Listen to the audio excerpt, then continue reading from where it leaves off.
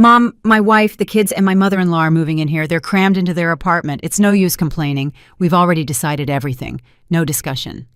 Ethan walked into my house that Tuesday like he always did without ringing the doorbell as if he owned the place. I was making coffee when he dropped that bombshell and it hit me like a ton of bricks. I'm 70 years old. I spent 40 of them working as a housekeeper to buy this house, and now my own son tells me that other people are going to live here without even asking if I agree. But what he didn't know was that as he spoke with such arrogance, I was already calculating. I was already thinking. This time, Rose Gomez wasn't going to stay quiet, accepting what was convenient for everyone but me. I just stood there with the coffee pot in my hand, watching him pace my living room as if it were his, as if all those years I spent cleaning other people's houses to have my own meant nothing, as if my opinion was an insignificant detail in a decision he had already made without me. "Did you hear me? Mom Martha is already packing. The kids Leo and Chloe are excited because they'll have more space to play. And Olivia can't be alone anymore. She's getting too old, and we can't afford a caregiver. There's plenty of room here, and you live alone." Olivia, my daughter-in-law's mother. A woman I barely knew was now going to live in my house, in my sanctuary, in the place where I had finally found peace after being widowed after raising 5 children after a lifetime of giving and giving without getting anything in return. A stranger was going to take over my guest room, the space I had worked so hard to furnish with my own savings. "Ethan," I said, keeping my voice calm even though something inside me was breaking. "This is my house. I bought it. I pay the mortgage." He laughed. He laughed at me as if I'd said something funny. As if a woman my age had no right to an opinion about her own life. That laugh hurt more than any shout, more than any insult. It was a laugh of contempt of superiority from someone who thinks they can decide for others without consequences. "Oh, Mom, don't be so dramatic. It's temporary just until we find something bigger. Besides, having company will do you good. At your age, you shouldn't live alone. What if something happens to you and nobody finds out at my age?" There it was again, that phrase my children used when they wanted to manipulate me. As if turning 70 had made me incompetent. As if my life experience was worthless compared to the hasty decisions of a 40-year-old man who couldn't even provide a decent place for his own family. As if I hadn't proven for 7 decades that I knew how to take care of myself perfectly well. The truth is, I was better off living alone than when I was married. I could watch my favorite shows without anyone changing the channel. I could cook whatever I wanted. I could invite my friends over whenever I felt like it. I had learned to use a smartphone. I had my WhatsApp group with the neighborhood ladies I went for a walk in the park every morning. I didn't need anyone to take care of me. "When are you planning on bringing them?" I asked, and he didn't notice the different tone in my voice. He didn't realize I was no longer the same submissive woman from before. "This Saturday.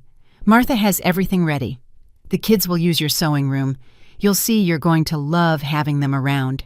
Olivia will stay in the guest room, and for now we'll sleep in the living room until we get settled."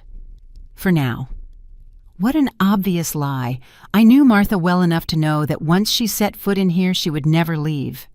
I knew Ethan well enough to know that his temporary solutions became permanent burdens that I had to bear in silence. I had seen him do the same thing with his older sister when she needed a place to stay for a few days, and ended up living there for 2 years. My sewing room. That space I had turned into my personal sanctuary, where I had my sewing machine, my fabrics, my projects, where I took refuge when I needed peace. Now it was going to be the bedroom for 2 children who were not to blame for anything, but who were going to destroy my tranquility. As he continued to explain how he was going to rearrange my house, how they were going to distribute my spaces, how I was going to adapt to his new normal, I felt something deep move within me. It wasn't anger. It wasn't sadness. It was something more powerful. Determination.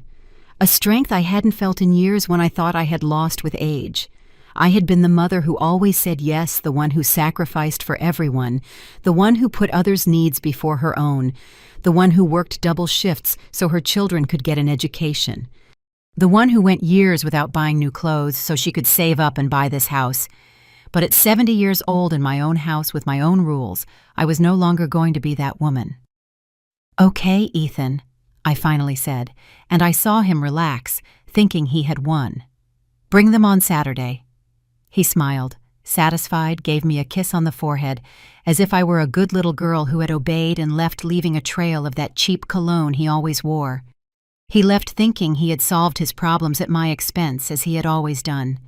He left believing that his mother was the same woman as always, the one who never complained, the one who always found a way to make things work. But he didn't know that Rose Gomez already had other plans. He didn't know that while he was celebrating his victory, I was already mapping out my strategy. He didn't know that this time, for the first time in 70 years, I was going to play by my own rules. He didn't know he had awakened something in me that had been dormant for far too long. I picked up my phone and dialed the number of Sharon, my friend from the walking group.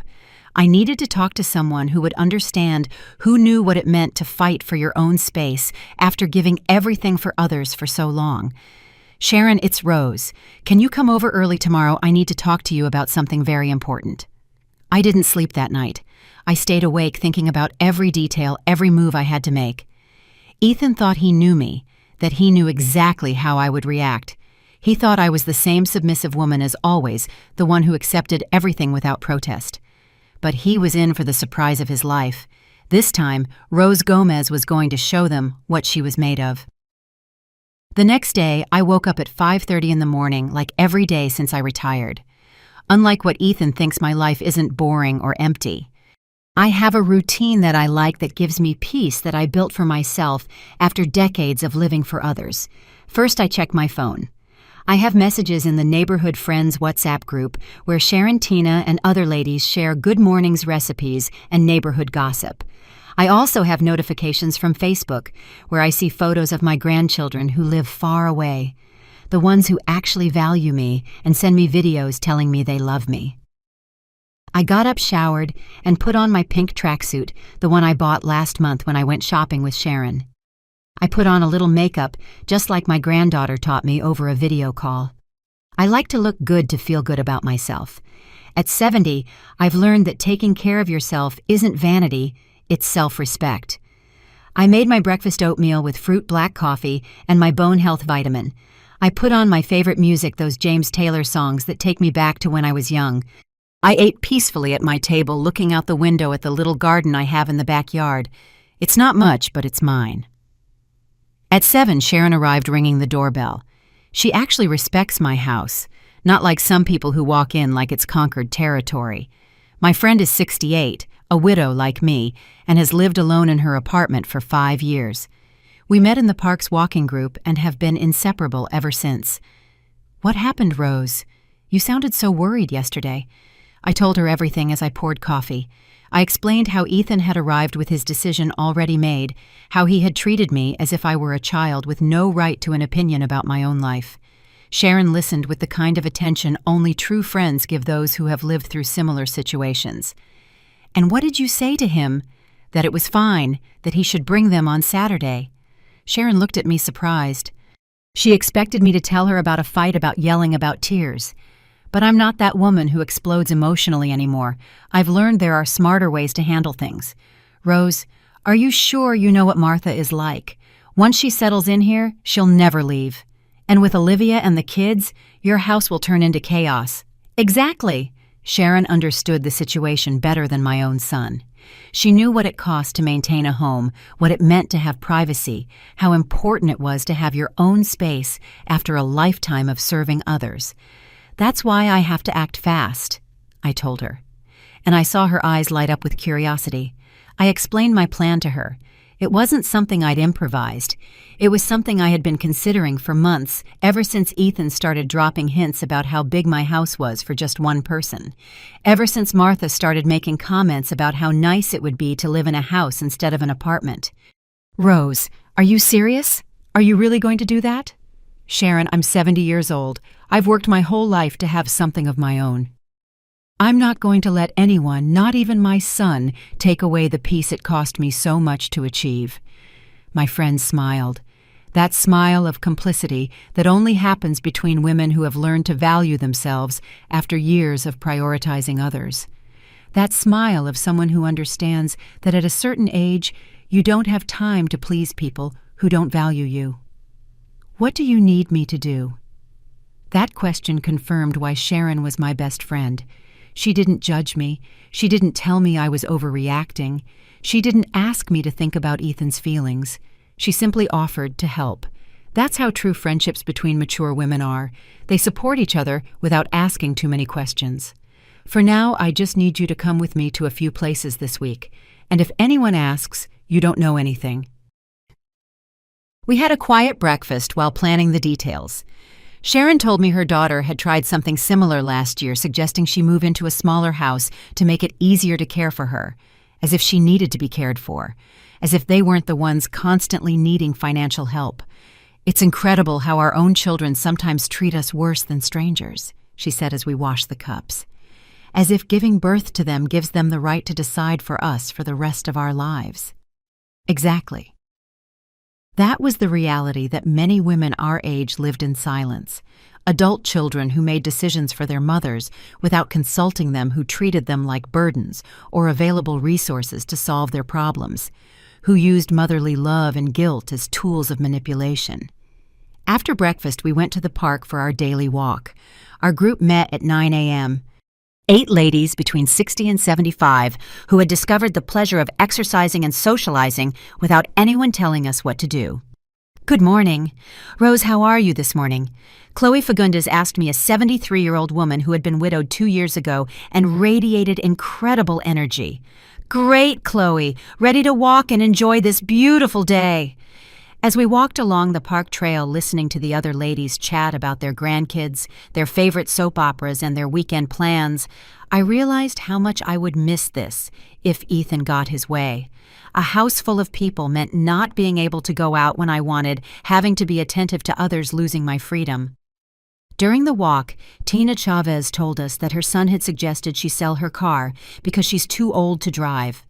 We were all outraged. Tina drives perfectly. All her papers are in order, and she's more careful than many young people. They just don't understand that we are still people with our own lives, said Tilia Farias, a 65-year-old woman who worked part-time at a boutique. They think turning 60 is synonymous with incompetence. We all nodded. It was a theme that united us, the struggle to maintain our autonomy in a society that constantly tried to take it away. The struggle to prove that being older didn't mean being useless or dependent. After the walk, Sharon and I went to the mall. I needed to buy a few things and also wanted to browse some of my favorite stores. We had lunch at a nice restaurant, took selfies that I uploaded to Facebook, and each bought a new blouse. You know what, Rose? I think your decision is the right one. At our age, we don't have time to live to please others. She was right. At 70, I couldn't afford to waste what was left of my life being unhappy just to please people who didn't appreciate my sacrifices. I had given enough. I had been the devoted mother, the submissive wife, the responsible employee. Now it was time to be Rose. That afternoon, when I returned home, I sat in my living room and looked at every corner. My television where I watched my favorite shows, my couch where I read peacefully, my table where I ate breakfast looking at the garden. All of that was going to change if I let Ethan get his way. But I wasn't going to let him. This time, Rose Gomez was going to fight for what was hers. On Wednesday morning, while I was having my coffee and checking messages from my WhatsApp group, the doorbell rang. It was Martha. My daughter-in-law arrived with a smile that didn't fool me, that calculated smile she used when she wanted something from me. Good morning, Mom. How are you? Mom. That's what she called me when she needed something. When she didn't need anything, she barely said hello. She was holding a box of donuts as if a $5 gift was enough to soften me up for what was coming. Fine. Martha, come in. Want some coffee? Oh, yes, thank you. I came to talk about the move on Saturday. I wanted you to know that we're going to be very careful with your things. Don't you worry about a thing. My things, as if I were a guest in my own house, as if she were the new owner reassuring me about the care of my belongings. But I kept my cool, smiled, and served her coffee in my nicest cup. So, you have everything ready? I asked, as I sat across from her at my dining table. Yes, almost everything is packed. The kids are super excited. Leo asks me every day when we're moving here, and Chloe has already picked which bed she wants in the sewing room. The sewing room, my sacred space. where I had my sewing machine, my fabrics organized by color, my patterns, my half-finished projects, where I spent my afternoons creating beautiful things for myself and my friends. Now it was going to be the bedroom for 2 children who were going to mess everything up.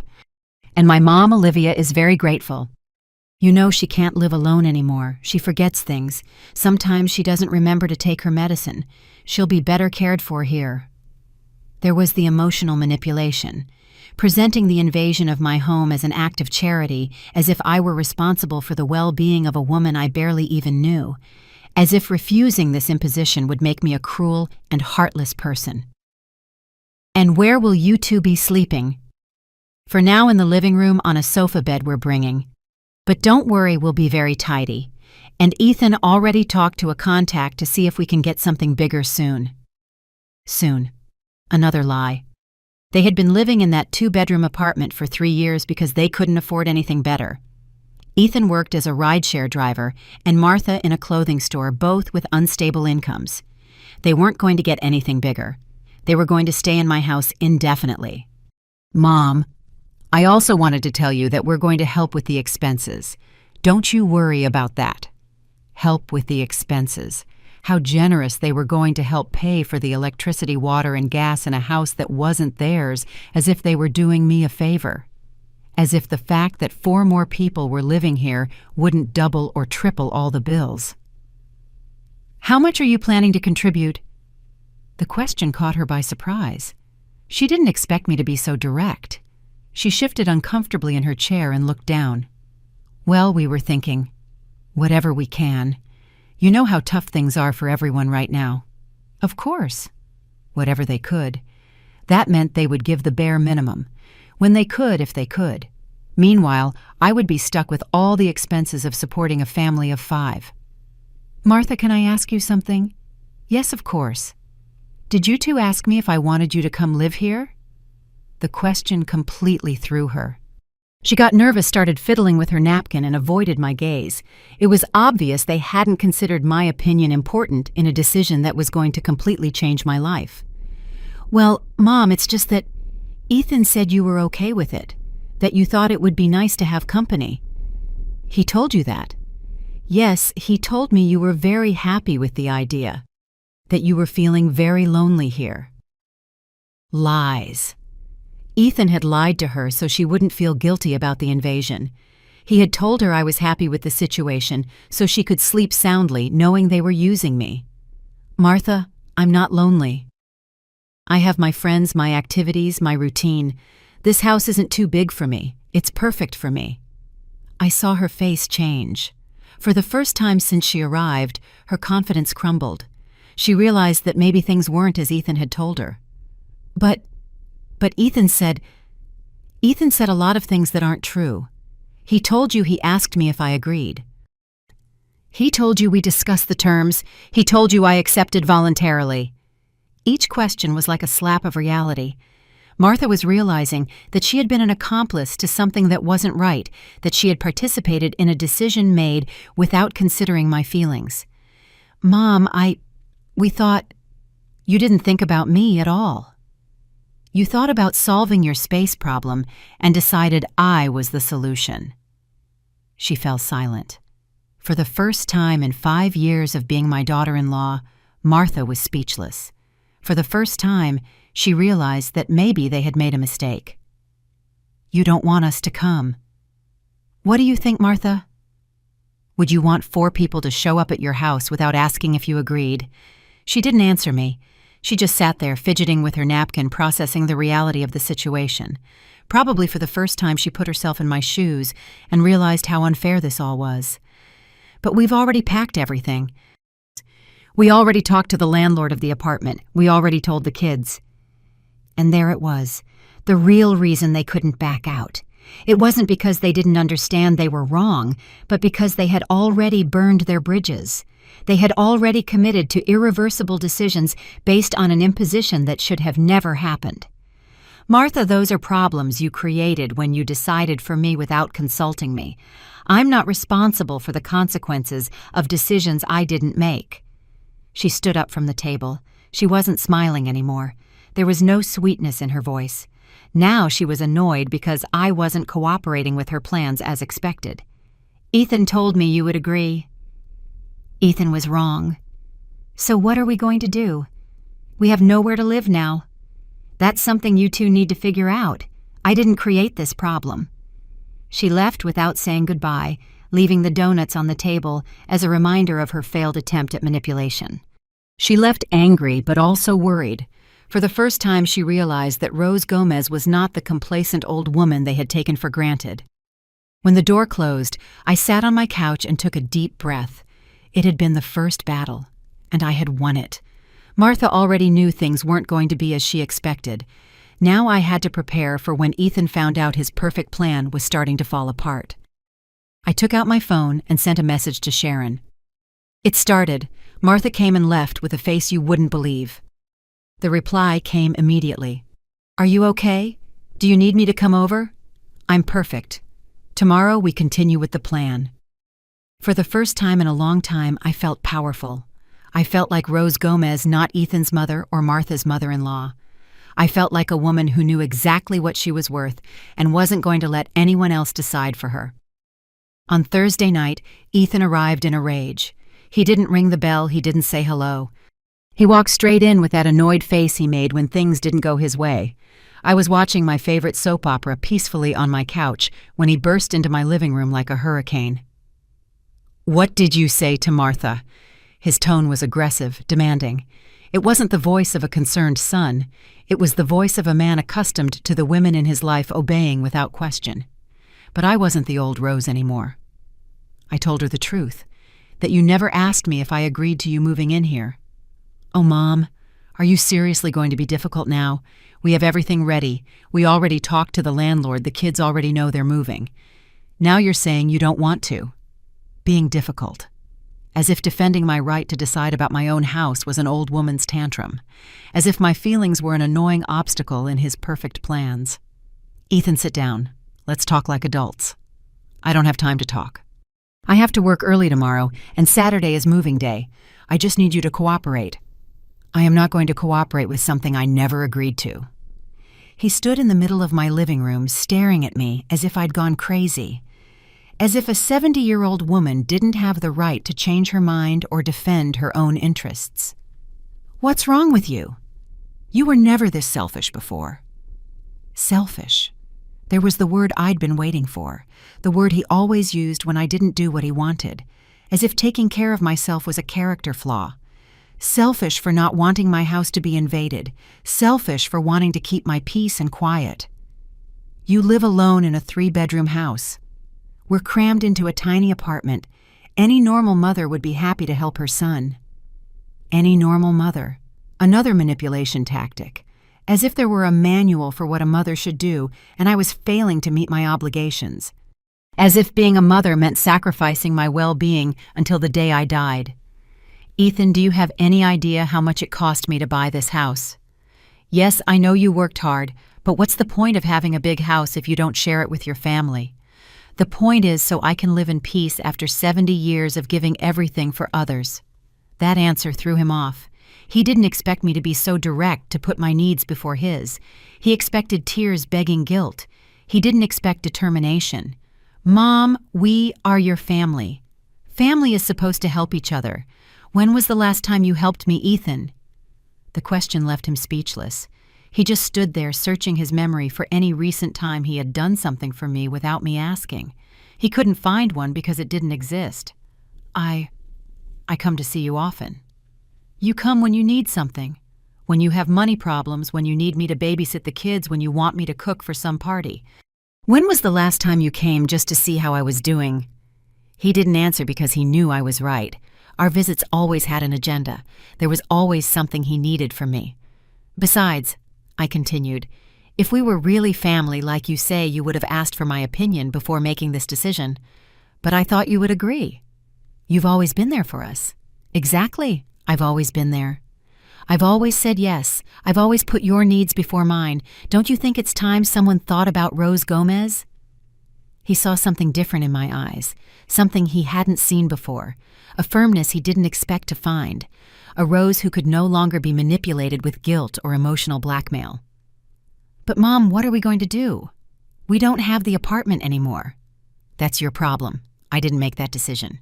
You can't be so cruel." Cruel. Another word loaded with manipulation, as if defending myself was cruelty, as if setting boundaries was malicious. "You know what's cruel, Ethan? Showing up at your mother's house and telling her that other people are going to live there without asking if she agrees. That's cruel." He finally sat on the sofa, but not to talk. He sat down because he needed to think about how to solve the problem he himself had created. "Martha is crying. The kids have already packed their toys.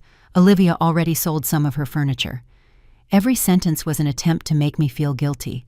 Every detail was emotional pressure to make me give in. But it didn't work on me anymore. "All of that happened because you made decisions based on something you never confirmed with me. You're seriously not going to let us come. You are not coming." The answer was sharp, final. There was no room for negotiation, no space for pleading. For the first time in my life, I had set a firm boundary with my son. He stood up, angry, pacing the living room like a caged animal, running his hands through his hair. He was desperate because his perfect plan had fallen apart. "What if we pay rent? What if we contribute to all the expenses?" "No." "What if it's just temporary, just until we find something?" "No." "What if we promise not to bother you to respect your space?" "No." Every no was like a stab to his male pride. He wasn't used to women telling him no, especially not his mother. "I don't understand what's wrong with you. You used to be different." "I used to be a woman who didn't know her own worth. Now I'm a woman who does." He left, slamming the door, shouting that I was selfish, that he couldn't believe his own mother could be so heartless. He left, promising he would come back to make me see reason. But it was too late. Rose Gomez had made a decision, and there was no turning back. That night I went to bed feeling calm for the first time in days. I had confronted Ethan and I had won. I had set boundaries and I had defended them. I had defended myself. For the first time in 70 years, I felt truly free. On Friday morning, I woke up with a strange feeling in my chest. It wasn't nervousness. It wasn't fear. It was excitement. For the first time in years, I felt completely in charge of my own decisions, and that gave me an energy I hadn't felt in a long time. After my morning routine, I called Sharon. "Ready for the most important day?" she asked, with that complicity only true friends have. "More than ready. Pick me up in an hour." The plan I had been brewing for months was finally going to be executed. It wasn't something improvised. It wasn't an emotional reaction. It was a strategic decision I had been considering ever since Ethan started dropping hints about how big my house was for just one person. Sharon arrived on time in her white sedan. The car her son had also suggested she sell because she was too old to drive. Like me, she had completely ignored that absurd suggestion. "Nervous?" she asked as I got in the car. "Not at all. On the contrary, I feel more confident than ever." Our first destination was the bank. For years, I had been saving in an account Ethan didn't know about, an account where I deposited money every month since I retired. It wasn't a huge amount, but it was enough for what I had planned. "Good morning, Mrs. Gomez." The manager greeted us when we arrived. "How can we help you today?" "I need to make a transfer." "A large transfer."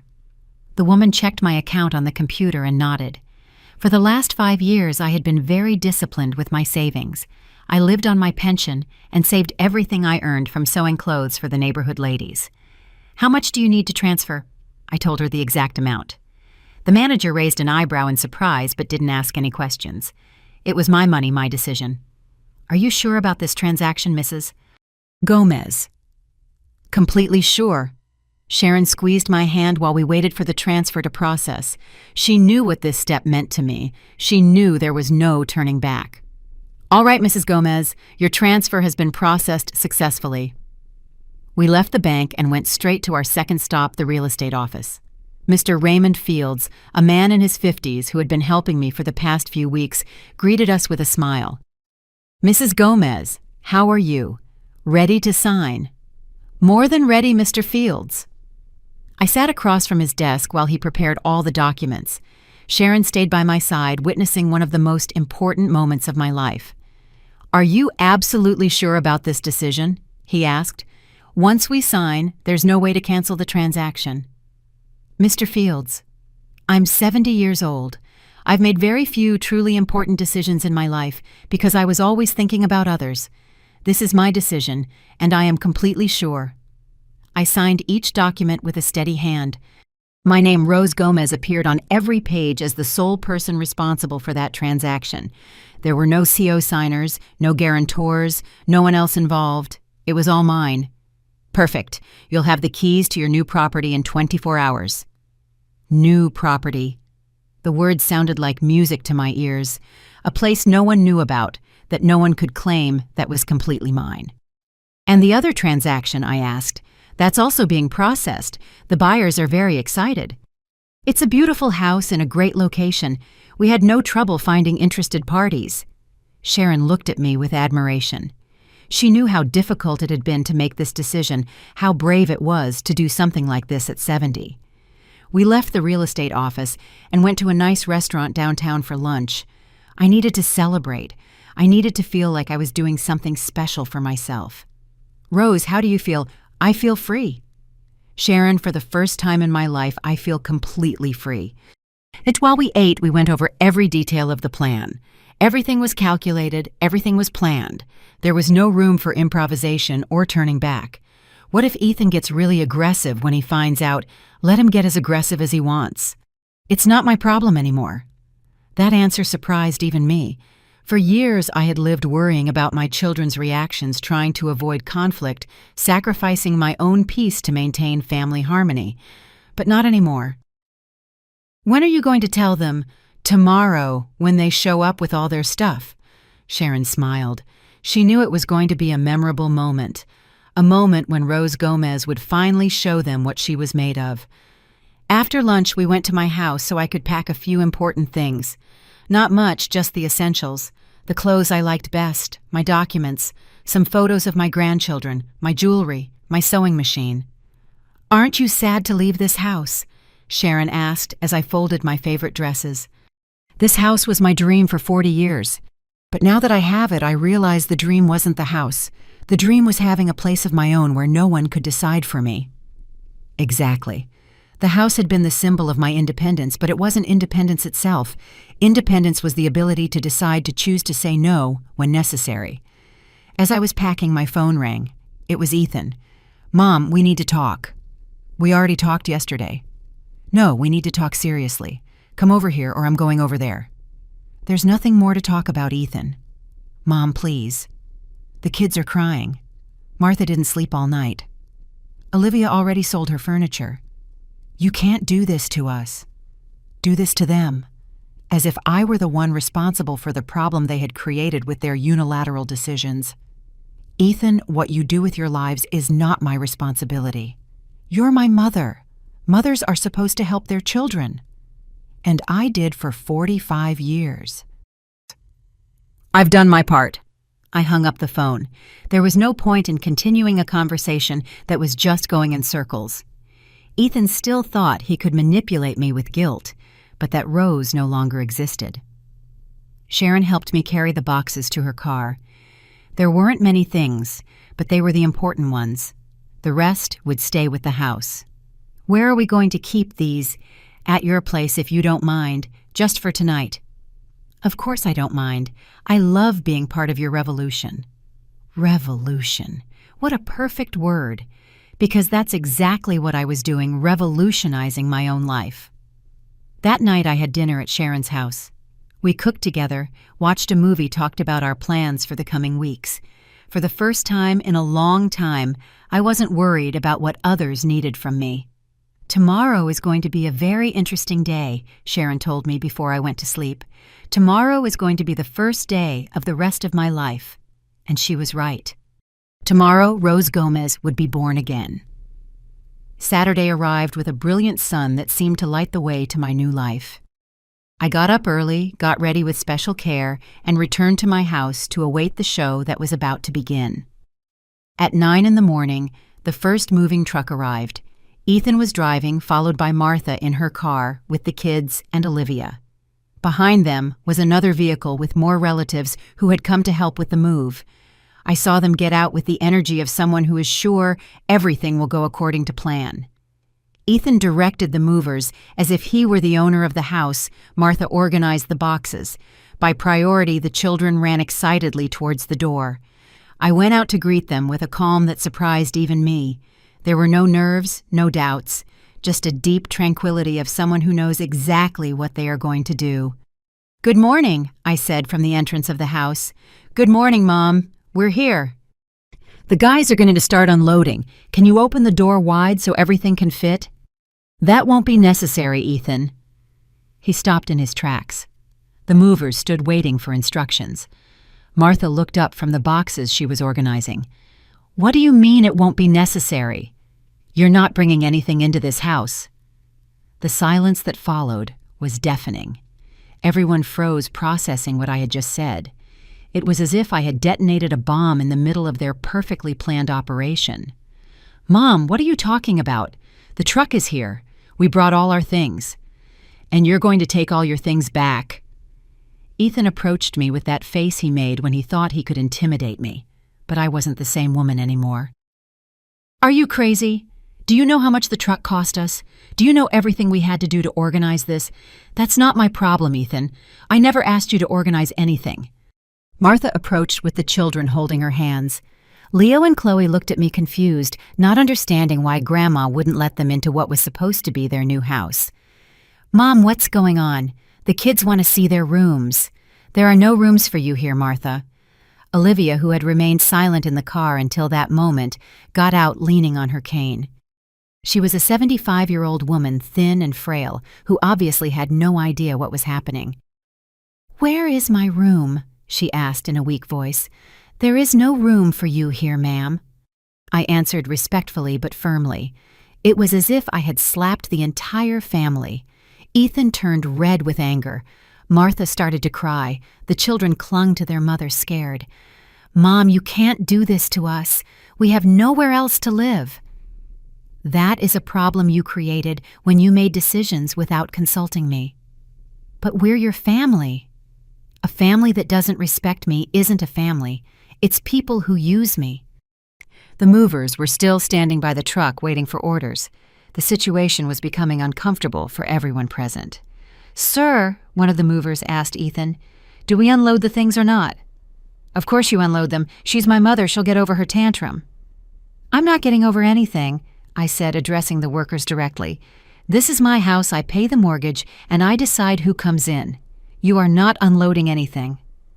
One of the movers, an older man who had obviously seen similar family situations, nodded in understanding. "We're sorry, sir, but if the lady says it's her house and she doesn't want us to unload, there's nothing we can do." Ethan completely lost control. He started shouting that I was crazy, that he couldn't believe his own mother was so cruel, that he was going to prove I wasn't in my right mind. "I'm going to talk to a lawyer. I'm going to prove you're senile and can't make decisions." "Perfect, Ethan, do that. In the meantime, get your truck out of my driveway." Martha approached me, her eyes full of tears, holding Chloe, who had started to cry. "Mom, please think about the children. It's not their fault." "Where are we going to sleep tonight?" It was the last attempt at emotional manipulation, using the children as a shield, as if I were responsible for their parents' irresponsible decisions. The children aren't to blame, but neither am I. Their parents should have thought about them before making decisions without a plan B. "You can't be so heartless," Ethan shouted. "Heartless, you know what's heartless, Ethan. Showing up at your mother's house and telling her other people are going to live there without asking if she agrees. That's heartless." The argument was attracting the neighbors' attention. Mrs. Carmen from next door had come out to water her plants, but she was obviously listening to everything. Mr. Julio was peeking through his window, not hiding his curiosity at all. "Mom, please let's talk inside. You're making a scene." "There's nothing to talk about inside because you are not coming in." Just then, Sharon arrived in her car. She had planned to come to give me moral support during this difficult moment. She got out and walked towards us with that dignity that characterized women of our generation. "Good morning, Rose. Is everything all right?" "Everything is perfectly fine, Sharon. They were just leaving." Ethan looked at her with contempt. He had always thought my friends put strange ideas in my head, as if I weren't capable of thinking for myself. "You're also to blame for this," he said to Sharon. "You probably put these crazy ideas in her head." "Young man," Sharon replied with impressive calm, "your mother doesn't need anyone to put ideas in her head. She is an intelligent woman who knows perfectly well what she's doing." "This isn't over," Ethan shouted as he led his family back to the cars. "I'll be back with a lawyer." "I'll prove you're not in your right mind." "When you come back with your lawyer," I shouted as he walked away, "make sure you also bring the documents that prove this house is yours, because I have all of mine." They left as they had arrived, but with the boxes still in the truck and with a humiliation they had never experienced. They left knowing that Rose Gomez was no longer the woman they thought they knew. When the last car disappeared around the corner, Sharon hugged me. "How do you feel?" "I feel free, Sharon. For the first time in 70 years, I feel completely free." And it was true. I had stood up to my family. I had set boundaries. I had defended my rights. I had shown that Rose Gomez was much stronger than everyone thought. But this was only the beginning. The best was yet to come. All Saturday afternoon, my phone didn't stop ringing. Calls from Ethan, texts from Martha, even calls from relatives I didn't even know had my number, all with the same goal, to make me change my mind. The first call was from my sister Tina, who lives out of state and had obviously received a very distorted version of the events. "Rose, is it true you kicked Ethan and his family out? What's wrong with you?" "That boy is desperate." "Tina, I didn't kick anyone out. I simply didn't allow them to enter my house without my permission." "But he's your son, Rose. Sons can always count on their mothers." "Sons can count on their mothers, but they can't decide for them." My sister didn't understand. For her, like for many women of our generation, being a mother meant being eternally available to solve her children's problems regardless of the personal cost. Where are they going to live? Where are the children going to sleep tonight? That's something Ethan needs to solve. He created this problem. "Rose, don't be so harsh. Help them even if it's just temporarily." "No." "Tina, I've helped enough for 45 years. I hung up and turned off my phone. There was no point in listening to the same arguments over and over. The entire family had decided I was the villain of the story, the cruel mother who had abandoned her son in his time of need. Sharon stayed with me all afternoon. We cooked together, watched TV, talked about everything except the family drama. I needed normalcy. I needed to remember that there was a world beyond Ethan's problems. But at 7 in the evening, everything changed. They arrived again, but this time they weren't alone. Ethan brought John Chavez, his godfather, a 60-year-old man who had always acted as a mediator in family conflicts. "Good evening, Rose." John greeted me with that deliberate voice he used when he wanted to sound wise. "Can we come in and talk?" "Good evening, John." "Of course, come in." They entered my living room as if it were a diplomatic negotiation. John sat on the main sofa. Ethan remained standing, clearly annoyed, but trying to control himself in front of his godfather. "Rose, Ethan told me what happened. I think there's been a misunderstanding." "There's no misunderstanding, John. Ethan decided his family was going to live in my house without consulting me. I decided they would not. But Rose understands the situation. The boy is desperate. He doesn't have the apartment anymore. He's already spent money on the moving truck. The kids have nowhere to sleep. Those are all consequences of decisions he made without consulting me." John sighed as if he were dealing with a spoiled child. It was the same patronizing attitude I had seen my whole life, older men trying to explain to women what their duty was. "Rose, I know you feel offended because they didn't ask you, but now we need to think about practical solutions." "The practical solution is for them to find another place to live. And in the meantime, you're going to leave them on the street." "I'm not leaving them anywhere. They put themselves in this situation." Ethan couldn't take it anymore and exploded. "That's enough. You can't be so selfish. We are your family." "Ethan," John interrupted him, "let me talk to your mother." He turned to me with that condescension I hated so much. "Rose, I understand you're upset, but think about the children. Think about Olivia, who is an elderly woman who needs care. Are you really going to let them sleep in the car? The emotional manipulation was now coming from someone with more experience, someone who knew exactly which buttons to push to make me feel guilty. John, neither the children nor Olivia are sleeping in the car. They are at Martha's parents' house. Ethan is exaggerating the situation to make me feel bad. He fell silent. He didn't expect me to be so well informed about the real situation. Besides, I continued, if they were really so worried about the children and Olivia, they would have planned better before making irreversible decisions. Rose, don't be resentful. The boy made a mistake, but he's sorry now. I looked at Ethan. There wasn't a hint of remorse on his face. There was only frustration that his plans hadn't worked. Are you sorry, Ethan? Are you sorry for not consulting me? Mom, I thought you would agree. That's not the question. I'm asking if you regret not consulting me. He remained silent. He couldn't admit he was wrong because that would mean accepting that I had rights he had ignored. The problem isn't whether you thought I would agree. The problem is that you made a decision about my life without including me in the conversation. John tried another strategy. Rose, what do you need to reconsider? Do you want them to pay rent? Do you want to set specific rules? I don't want anything, John. I just want them to respect my decision. And what is your final decision? That they are not going to live in my house. Ethan stood up furious. Fine, I get it. You'd rather live alone in your big house than help your own family. I'd rather live with dignity than be a slave in my own house. No one was going to make you a slave. No. Who was going to cook for 5 more people? Who was going to clean up after you? Who was going to take care of Olivia when she got sick? Who was going to pay the electricity, water, and gas that 5 more people would consume? He didn't answer because he knew the answer was me. Rose Gomez was going to carry the entire burden while they sorted out their lives. Besides, I added, if it were really temporary, like you said, you could rent a small place for a few months, but we know it's not temporary. We know that once you're here, you would never leave. John realized he had lost.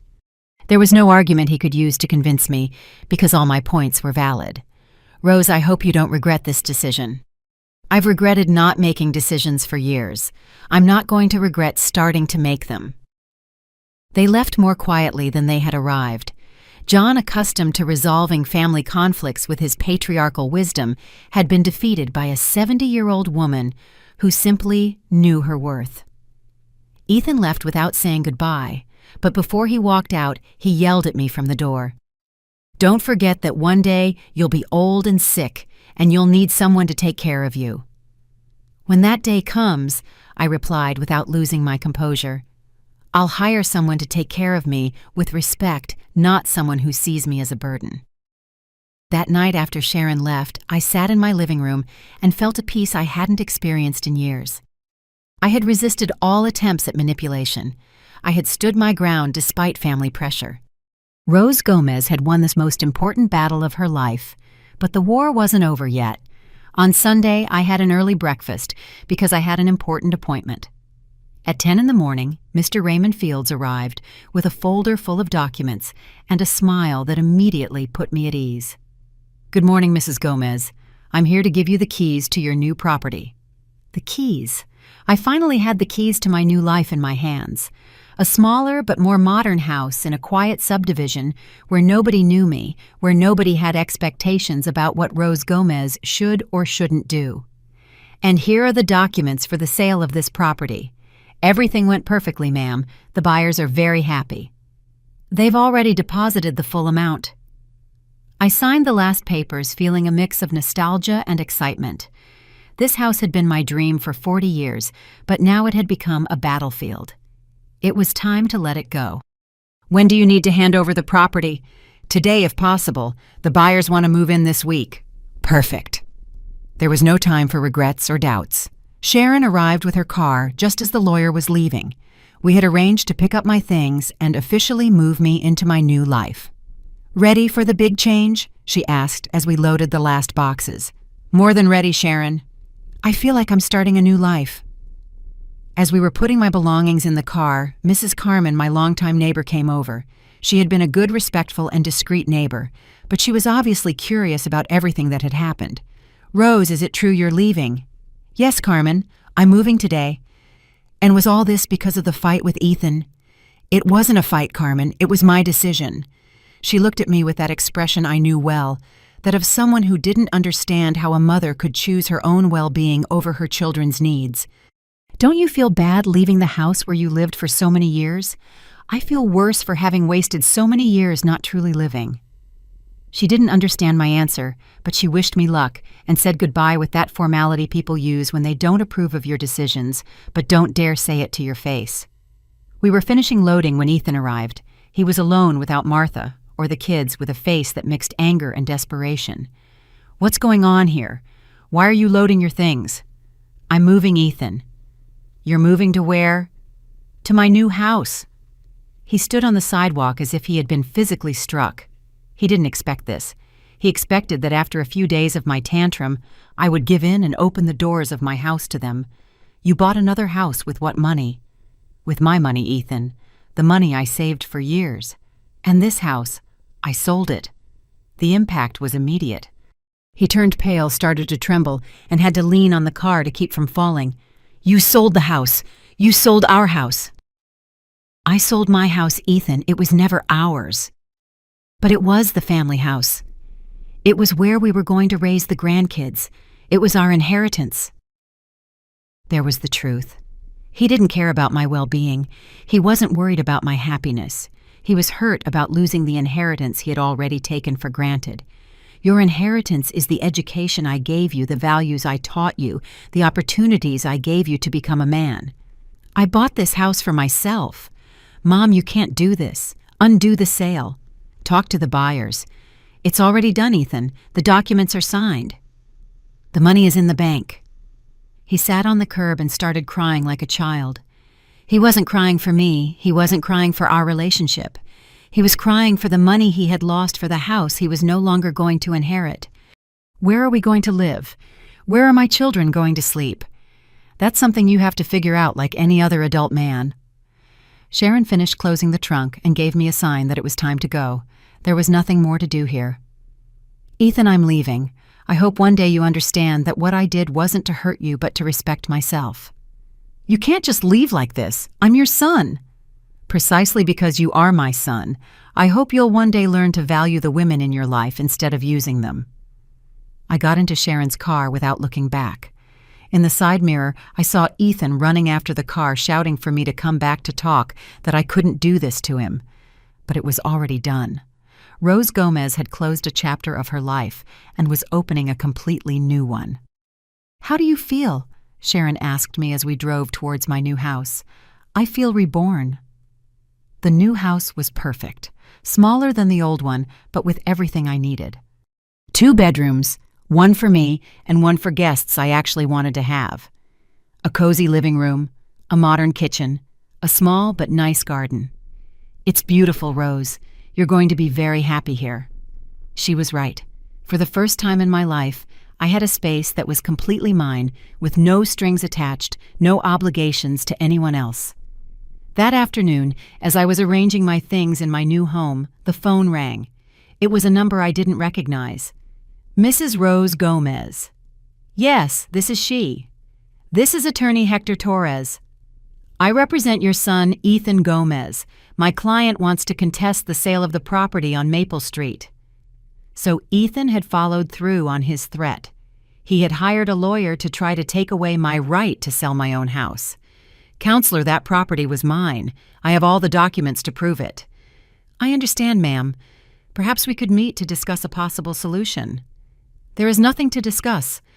Counselor, I exercised my legal right to sell a property that was entirely mine.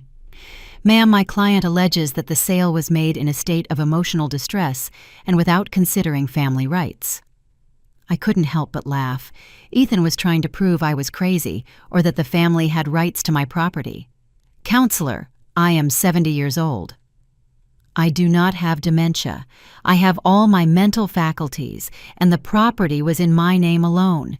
Your client has no legal claim to that house. Would you be willing to meet with me to discuss compensation? There is nothing to discuss. Good day. I hung up and sat on my new sofa to reflect on everything that had happened. Ethan wasn't going to give up easily.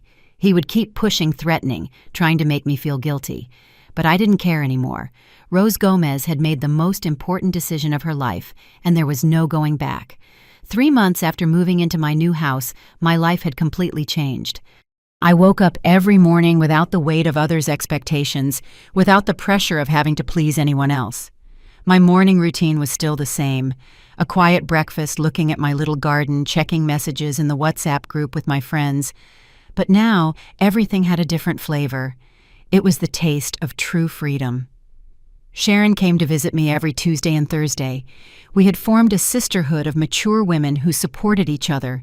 I had also met my new neighbors, Chloe Fagundes, a 72-year-old widow who taught knitting classes, and Olivia Chavez, a 68-year-old woman who had opened a small baking business from her home. "You know what I love most about living here," I told Sharon as we had coffee in my new kitchen. That nobody knows me as Ethan's mom or Martha's mother-in-law. Here I'm simply Rose Gomez. My new identity had blossomed in ways I hadn't expected. I had enrolled in a painting workshop at the community center. I had rediscovered my passion for sewing. But now, creating things for myself, I had learned to use my smartphone better, and had even opened an Instagram account where I posted photos of my projects. The money from the sale of my old house had allowed me not only to buy the new property, but also to have a financial cushion that gave me peace of mind. For the first time in my life, I wasn't financially dependent on anyone, and that feeling was intoxicating. "Have you heard anything from Ethan?" Sharon asked me. "His lawyer called me 2 more times, but I don't answer anymore. Tina told me they finally found a larger apartment to rent." Life had moved on for everyone. Ethan had had to face the consequences of his rash decisions, but he had finally solved his housing situation without needing to invade his mother's house. "Don't you miss them?" It was a question I often asked myself. Did I miss my family? Did I miss the noise of the children, the conversations at the table, the feeling of being needed? I missed the idea I had of them. I answered after thinking about it. I miss the illusion that they valued me. But I don't miss feeling used. That was the most honest truth I could give. For years I had confused being useful with being loved, being needed with being respected.